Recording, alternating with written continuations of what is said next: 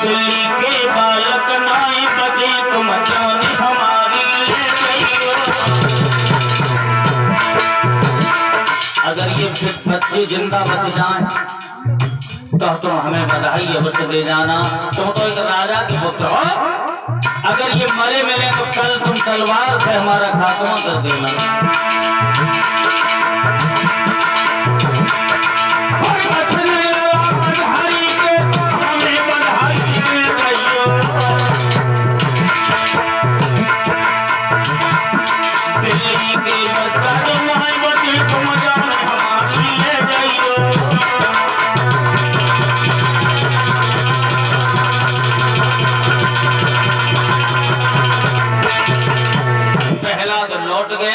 और दूसरा दिन जब हुआ तो प्रहलाद आया। प्रहलाद के सामने ही वो जब हवा खोला जाता है, दिल्ली के बच्चे जब जिंदा बचे हैं, उसी दिन से प्रहलाद कुमारी मैया के पैरों में पड़ गया। और जो भगवान का भक्त होता है वो जाति पाति नहीं देखता है। प्रहलाद भी सोचता कि हम तो राजा के पुत्र हैं, हम कुमारी मैया के पैर क्यों छुएंगे। पैरों में पड़ गया और कहने लगा, आज मैंने सोच लिया, आज मैंने जान लिया बूढ़ी मैया कि वास्तव में सच्चा भगवान तो कोई और है। हमारा पिता जो अपने को भगवान कहता है वो एक नकली भगवान बन के बैठा है। और उसी दिन से भगवान का भक्त बना, इतना बड़ा पुजारी बना कि हर समय प्रहलाद भगवान के भजन में लीन होने लगा। प्रहलाद को मरवाने के लिए लाखों कोशिशें की गई। जहर पिलवाया गया कयादू के द्वारा, पर्वत से नीचे डलवाया गया, हाथी के सामने छुड़वाया गया, सर्पों के सामने छुड़वाया गया, लेकिन प्रहलाद का बाल बांका किसी ने नहीं कर पाया। हिरण्यकश्यप की बहन सहका आई है, शीतला चीर को ओढ़ करके प्रहलाद को गोदी में लेकर के जब अग्नि में बैठी है, और जब अग्नि प्रवेश की गई उसी समय आंधी आ गई। वो चीर उड़ा प्रहलाद में लपेटा ले गया और वो बुआ जल करके राख हो गई। प्रहलाद बच गया है। उसी दिन से ये होली का त्योहार मनाया जा रहा है। वो होलिका सी जल करके राख हो गई। तब से लेकर आज तलक हम होली खूब जलाते हैं, सज्जन तो रंग से खेलते हैं, निश्चर जन धूले उड़ाते हैं। जो सज्जन लोग होते हैं, अच्छे लोग होते हैं, वो रंग से गुलाल से होली खेला करते हैं। और जो हिरण्यकश्यप के वंश के होते हैं, देखो परिवार वाले दिन सब नाली साफ हो जाती है, पीपी बहुआ झूठ जंतु गलिए न में। ये हिरण्यकश्यप के वंश के हैं जो ऐसे होली मनाते हैं। ऐसे होली तो हिरण्यकश्यप के वंश वाले लोगों ने मनाई। कोई मिट्टी उलीचने लगा, कोई पानी डालने लगा, तो होलिका को बुझाने के लिए किसी भी तरह से ये होलिका जलना बंद हो जाए। और जो अच्छे लोग थे, प्रहलाद के बचने की खुशी में रंग से गुलाल से होली खेल रहे थे, देवता लोग रंग की बारिश कर रहे थे। प्रहलाद फिर बच गया, पिताजी के पास पहुंचा। पिताजी राम राम।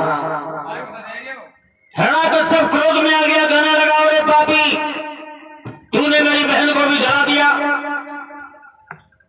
अब लगता है कि कोई न कोई नया उपाय हमें सोचना ही पड़ेगा। मंत्री, अरे मंत्री,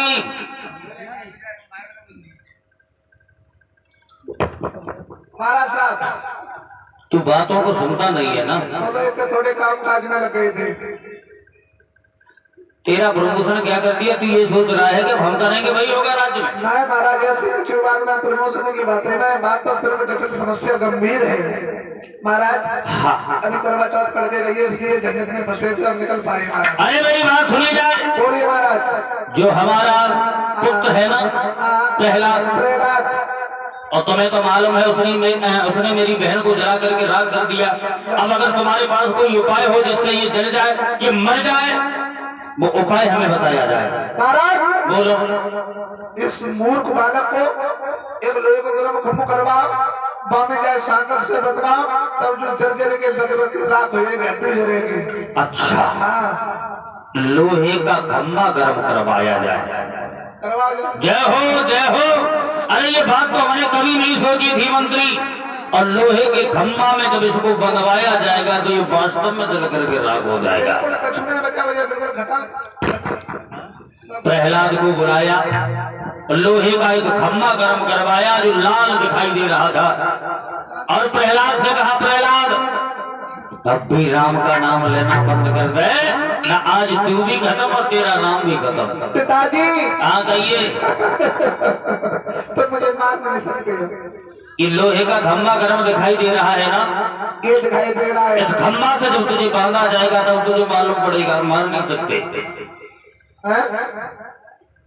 और खम्मा को जब गर्म देखा तो प्रहलाद के आंसू निकल आए, मन में सोचने लगे परमात्मा आज मैं नहीं बचूंगा, और इस लोहे के खम्मा में जब मुझको बांधा जाएगा तो वास्तव में मेरी मौत निश्चित है। और भक्त को रोते हुए जब देखा तो भगवान की लीला ही कुछ विलक्षण होती है। अरे देखो भक्त कौन दुखी, प्रभु ने वहां कौतुक दिखलाए।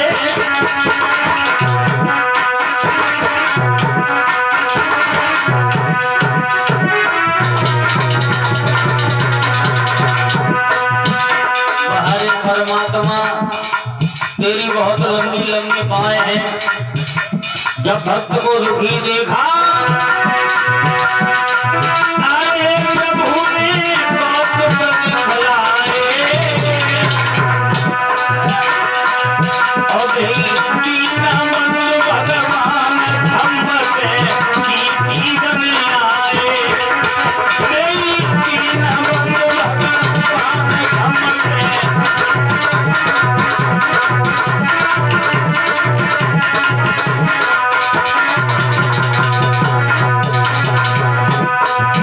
अब तो भगवान चींटी बन करके आ गए और खम्भा पे रेंगने लगे।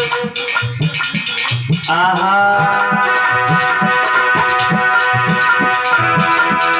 अरे कलीला प्रभु जी की न्यारी, चाहे लाखों करो उपाय करे मैं लीला हरि तारी, चाहे लाखों करो।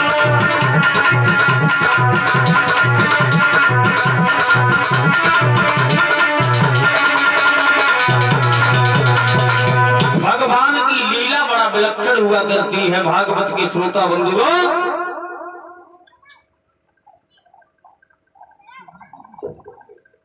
भगवान चींटी बन करके जब रेंगने लगे तो प्रहलाद कहने लगे, पिताजी जो तुम हमें मारने की धमकियां बार बार दे रहे हो, शायद तुम्हें नहीं मालूम है क्या? मैं तुम्हारे वजह से मर भी नहीं सकता, और शायद है कि तुम